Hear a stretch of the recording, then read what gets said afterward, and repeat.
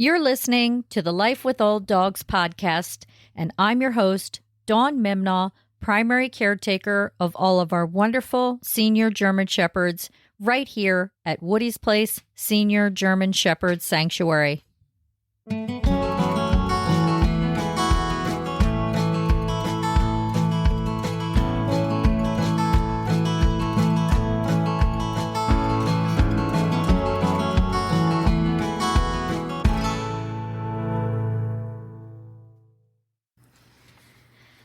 This week's podcast episode is brought to you by the Life with Old Dogs School.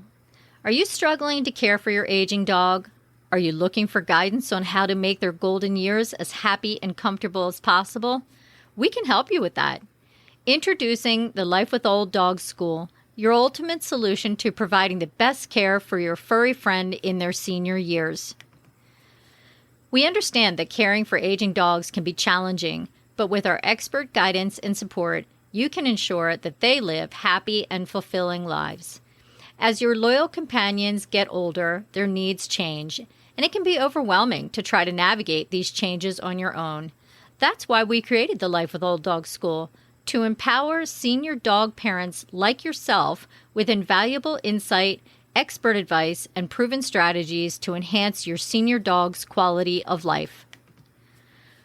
From nutrition tips and exercise routines to palliative care and emotional support, we've got you covered. Our first course on palliative care is available now. This is a self-paced course that you can start and finish at your leisure, and it's yours to refer back to whenever you need. We know you love your senior dog and want to do what's best for him or her, so be sure to check out the Life with Old Dogs School. I'll be sure to include the link in the show notes. All right, welcome back to the Life with Old Dogs podcast. I am here with Deanna Sackett from Animale Sanctuary. She is the founding president. Thank you for joining us today. Oh, it's my pleasure. We love having you here. Deanna has been on before, and we just love having her here and the work that she does. So, Deanna, can you tell us a little bit about why you founded Animale Sanctuary and how long you've been involved in animal rescue? Oh, boy. I've been involved in rescue, I guess, my whole entire life. I swear, I think I came out of the womb, on a mission. Growing up, we always had something in the house, whether it was possums, crows, you name it, Dad brought it home. So we always were privy to that. And my mom, God bless her, she went along with everything. She was a good sport about that. So it's always been there. Then straight out of high school, I went in the military and then met my husband there. But when it was time to re-enlist, my love for sanctuary life just took over. I knew that if I stayed in, I would never be able to fulfill my lifelong dream of rescuing animals. So we both got out of the military and we started doing our thing. I do believe that it's definitely in my blood. I cannot even imagine not doing what I do. And for me, it's all for the animals. They are so vulnerable. They have no voice. So I am their voice and I am their advocate. Yeah.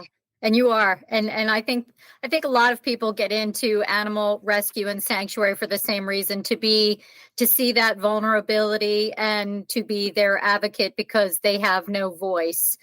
And I applaud you for that. I really do. And thank you for your service, by the way, you and your husband.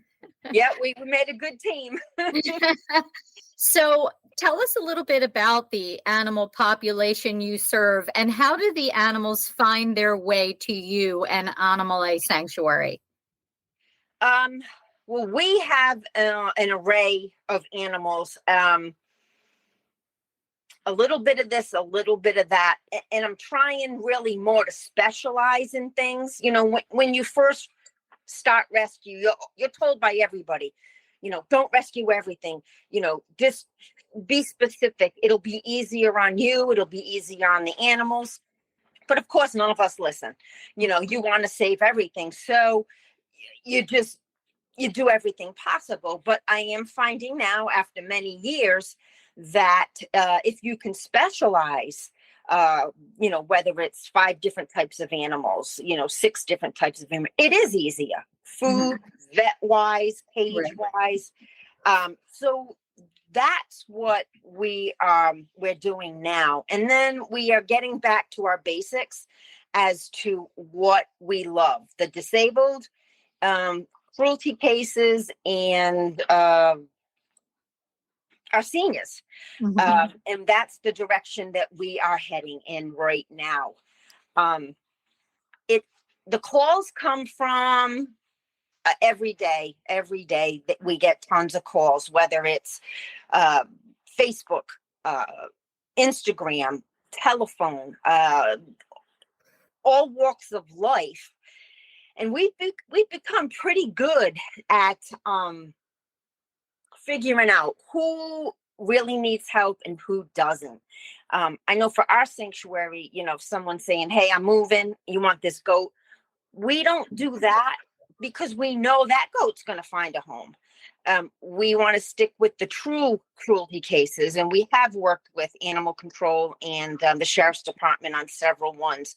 So we really try and make it specific, and give the animals that don't have a chance, we take them, and because now they will have a chance.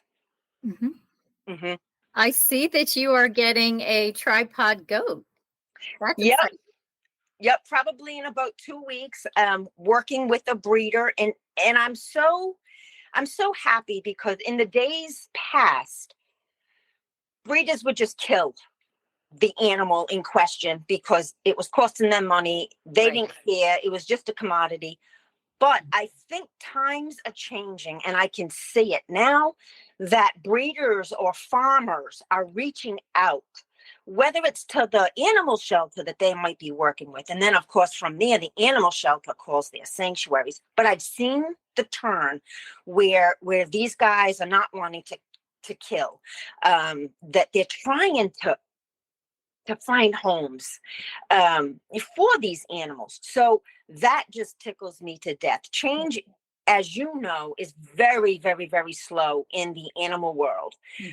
But I see things happening, and that's our goal. Right. Yeah. And I know you're a huge proponent of education, as well as we are here at Woody's Place Senior German Shepherd Sanctuary.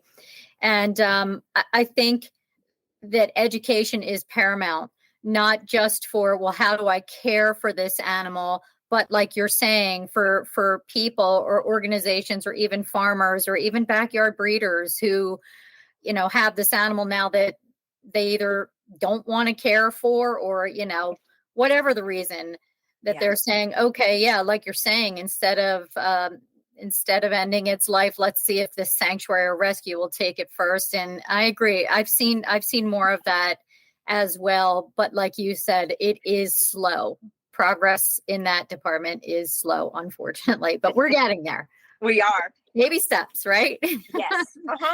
So now you have quite a few animals you're caring for. So are you a sole entity, or do you have volunteers or staff? How does that work? We are a sole entity, and usually anything big that needs to get done, our offices and board members get together, and we do it as a team. I have one volunteer. He's 18. I can count on him. He's proven himself to me. He's priceless. And I know if I called him right now, he'd be at the house. We haven't had much luck with other volunteers, and we've tried different occasions. We've tried different programs, and it just doesn't work for us. Sometimes the kids are too young, and other times it's truly the animals that we have. If you volunteer once a month or once, and you come to my sanctuary and you try and work with a pig that's been abused, that pigs want nothing to do with you. Right.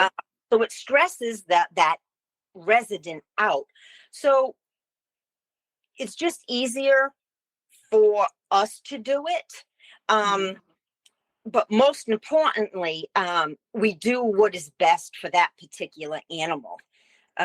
We had a horse that was, it was bad. It was just a very bad cruelty case. And, we had horse people want to come out and help, which, oh my God, that would have been fantastic. But she didn't want no part of it. She was so abused that it was me. And even then, I had to stay on my P's and Q's because she was blind and she didn't know it was coming at her. So we don't want to stress the animal out. So again, it's all about what is good for the animal. Yes. I follow the same format, basically. We love volunteers. We do. We find that volunteers are like cyclical. They come and they go. We have had some volunteers that just want to do like fundraiser events. Some volunteers want to walk the dogs. But for different reasons, they typically come and go. And like you, I am the backbone of the organization, no matter what, come hell or high water, every day, day in, day out. And then Mr. Woody's place. And then our son, he pitches in too. My, adult children that are close enough, they come and they help out. A few good friends, stuff like that. But volunteers, they're the lifeblood, and we do need them. But for the day-to-day operations, I don't rely on them. So it sounds like you're the same. Yes. Yeah. So, and it is imperative to find the right volunteer, like you said, because it's not just about volunteering and them wanting to help out, but it is also how the residents of the sanctuary are receptive or not to that particular individual. So yeah, it's kind of like a little dance. And I've interviewed a couple people now in regard to this podcast season, behind the curtain of sanctuary and animal rescue. And that is something I keep hearing again and again. It's just easier to do it myself.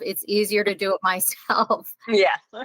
So yeah, I get it. So, what does a typical day look like for you? I know you work as well as I do, and then you still have your sanctuary there. So what does a typical day look like for you? It's getting a little easier now. We are working it because it's a family business. Thank God we own the business. That I'm getting another day off during the week. So that is helping tremendously. And then hopefully maybe next year it'll be 2 days off. But that's how it goes. But a typical day, winter is the toughest. And I think that's tough for every single sanctuary rescue out there. You're up early. I know I'm up at about 5:30. We let some of the residents out of their enclosures. You feed, you water, you check on every single person, you give you snacks, you kind of get everything set, and then you go to work.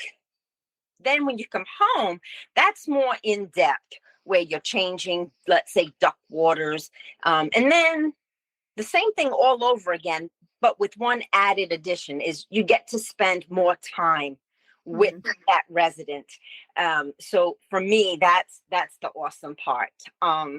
And then if we're working on a project, I'll try and get a little bit done, but everything seems to happen at night and Sundays, because Sunday's another day off from our business. So Sunday it's full bore projects, but then mostly just being with the residents. Winter, like I said, that's the harder part because of the cold. You're talking about sometimes frozen water lines. You're given extra hay. So everything is kind of quadrupled come winter. Right. just focusing on making sure that the animals have food, water, extra hay, and always checking on them. Yeah. Yeah. I mean, I think, as you know, we also have farm animals here too, some goats, Yep. chickens, and ducks. And I can appreciate all that you're saying, even though the German Shepherds here at the sanctuary, we can stay inside. There are times that we're literally plowing through 3 feet of wet snow just to make trails for them to pee. Yep. And then, like you said, then all the farm animals are, over here, and same deal. It's lugging buckets of water because the water line's frozen. And, Yep. You're out there with the buckets of water and you got your cleats on because you're slipping on ice. Oh, too many times have fallen. Yeah. And we got to be careful as we get older, with the falling, but you learn how to fall. So I haven't mastered that yet. Yesterday was a fall day and I'm all bruised up and I knew it was coming, but there was no stopping it. It's true. That's true. And the thing about sanctuary life or rescue, whether you're running a rescue, is it doesn't matter if you fall and you get bruised up. You still have to get up and get out there 7 days a week, 365 days a year, and take care of those animals that are relying on you, or at least have somebody helping you with those responsibilities, because they are your responsibility and you don't want to let them down, right? And that's, if you say, well, I'm not going to do that. Oh, I'm going to skip that. No. You've taken on the role as founder, board member, whatever it is. You've taken that animal. It is your responsibility to see it through. Right. Regardless of who's got your back or not. Correct. And regardless of whether your butt's bruised because you fell. Very true. Very true. So what is it that you love about running Animale Sanctuary? Ooh, it's being able to rescue or save an animal from an unfortunate circumstance. Just looking into their eyes and them looking back at you, knowing that they're safe. That's the intake part of it, where you get the chills and then you see them transform. You watch them learn how to play, maybe for the first time, or trust, whether it's you or whether it's other animals. So for me, it's that full circle of rescuing them and then completing the circle. And I'm very fortunate to be able to do this because I've got the support of family and friends. I have the land. A lot of people, they don't. I'm very fortunate. I have room to expand. We bought a bigger farm, I think, a couple of years ago. So I'm always looking what can we do? What more can we bring in? And then, having the family business, if an emergency comes up, boom, I'm out of here. And that's a blessing. A lot of people don't have that as well. Right. Yes. Yeah, I agree with that right there. I work from home, so my office is literally just a couple rooms away. And like you're saying, you got a horse that bloats, or a German Shepherd that bloats, or something. A critical situation comes up, and they're typically at 2 a.m. on a Sunday night for whatever the reason. You have to be there as quickly as possible. So having that flexibility, like you said, in your work schedule, we are blessed to be able to fill both of those roles, without too much transition. Exactly. Yeah. So, and I love that too. I love seeing the circle of them coming in totally unsure, and then, them becoming trusting, and okay, this is, I'm safe here. Like you said, that is such a delight to see, which most people don't get to experience. Right. So what are some of the things that you struggle with? Because there's always struggles. It's never.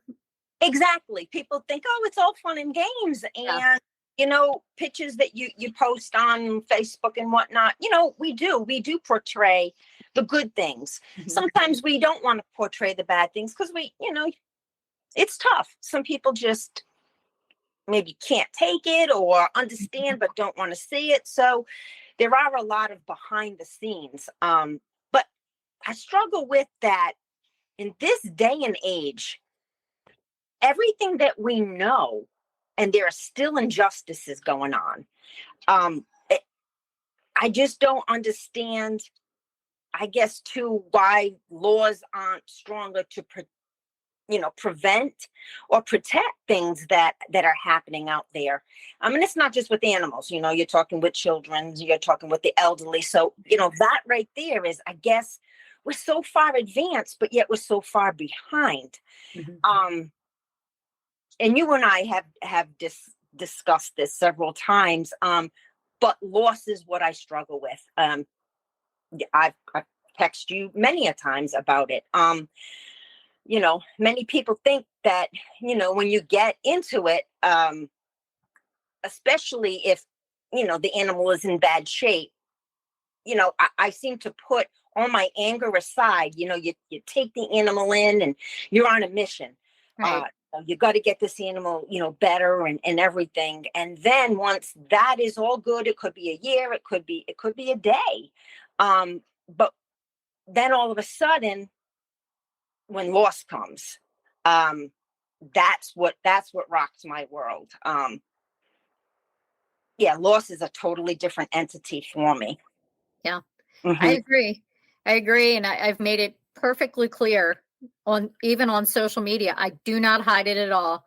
I, Hmm. I ugly cry every single Yeah. time a resident dies. There's Hmm. no consoling me. I don't want to talk with anybody. I don't want to be around anyone. I turn to the animals for any sort of comfort. Yep. And I need to go through that grieving process in order to reach homeostasis again Hmm. and then be able to go out and save another. But I feel the same way. The loss is it's profound regardless of whether it's the first animal you've rescued or the 1000th. It's never any different. I don't think it is. And if you ever get to that point where it's super easy for you, then maybe it's time to get out of rescue.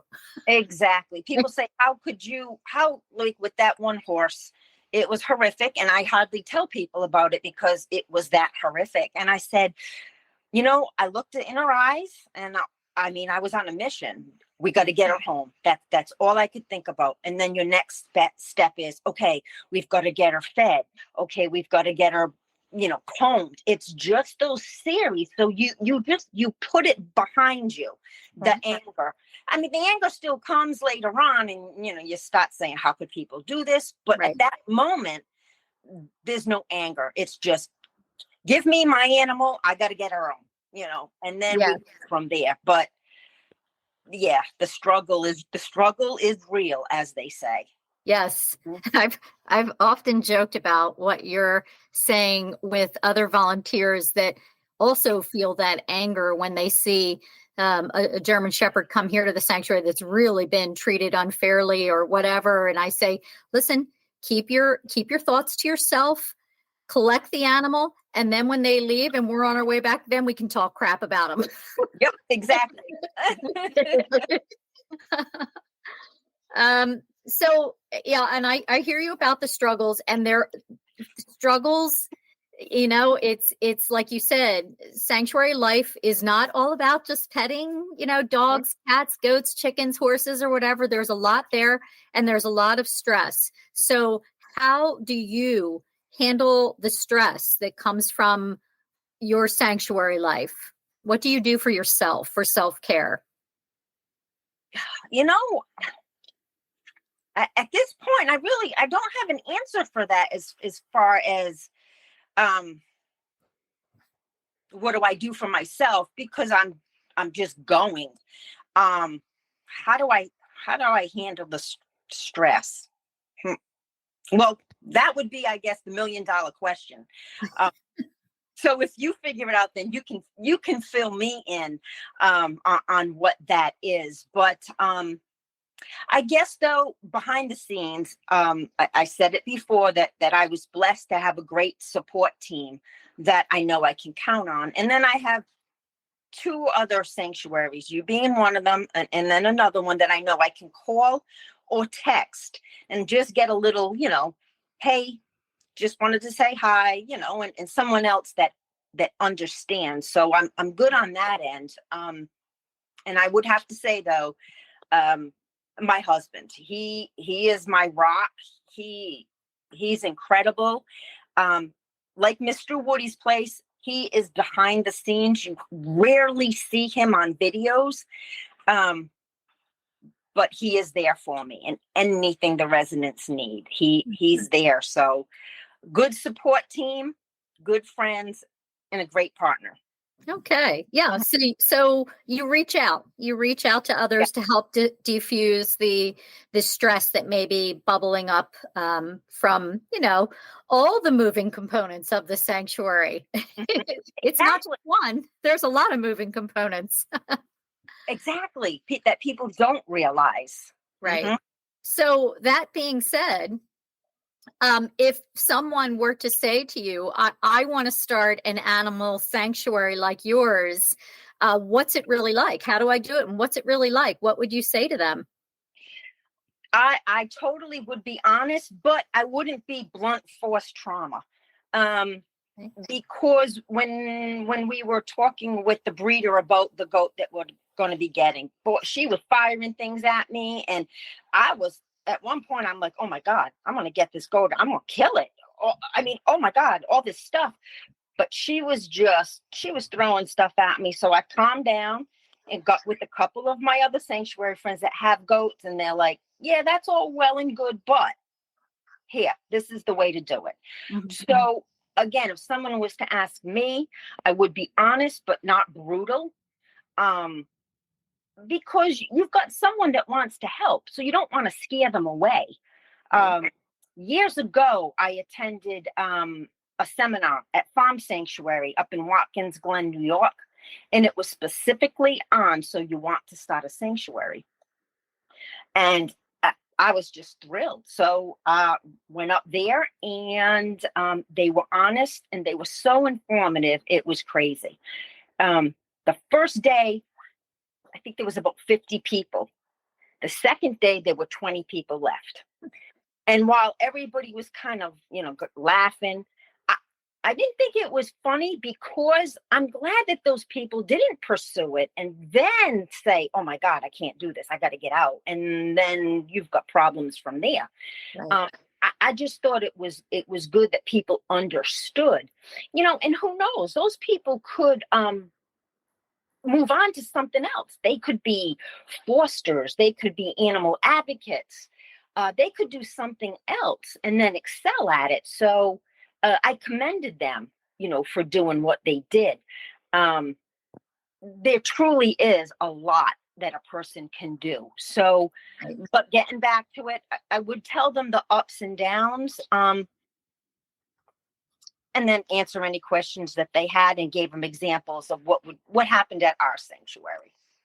Yes, I agree with that too. I get asked a lot. I'm sure you do as well, and I try to be, I try to be honest as well, and severely stress the commitment behind it.